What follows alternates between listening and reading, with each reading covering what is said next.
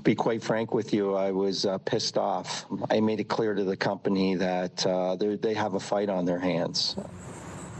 Shock and sadness in Amherstburg. The Crown Royal bottling facility is closing, yet the company says they aren't leaving Canada. Good evening and thank you for joining us on TV and on radio tonight. News today, Amherstburg's largest employer is shutting down. Diageo has announced it will close its Crown Royal bottling plant in the town, a facility that has anchored that community for nearly a century, putting about 160 people out of work.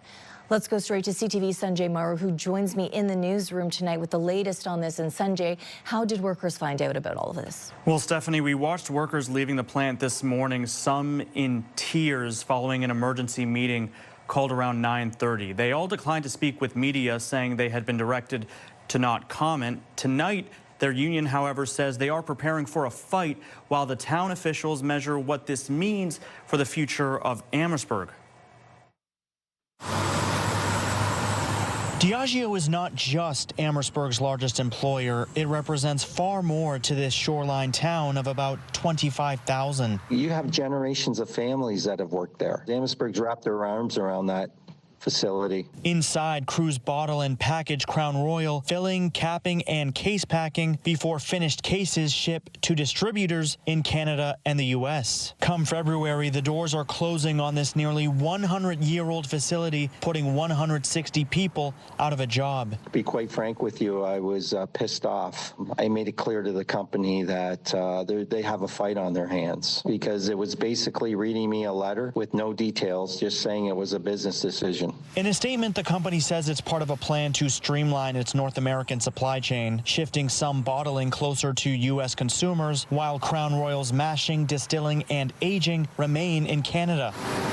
For this community, the shutdown raises difficult questions about what Amherstburg looks like without its largest employer. I've asked the CAO and the treasurer to look at the economic impact that is going to happen on Amherstburg. Amherstburg Mayor Michael Prue says he plans on reaching out to Invest Windsor Essex to see if anyone would be interested in taking over this massive facility. Without the jobs, we become a bedroom community, and I, as mayor, do not want that. We're trying to increase our commercial industrial base. We've been very successful in the last year. This is a major blow. Diageo says Crown Royal whiskey destined for Canada and non-U.S. export markets will continue to be bottled in Canada, but at the company's facility in Valleyfield, Quebec. As for the union, officials say they are coordinating efforts with Unifor leadership to develop a strategy to try and keep the plant open. Today's news in Amherstburg comes on the heels of disappointment in Sarnia-Lambton. Back in 2022, the company announced plans for a carbon-neutral Crown Royal distillery near Sarnia. It was supposed to employ 100 people, but then this past November, the company announced they were pausing that $245 million project with no reason provided.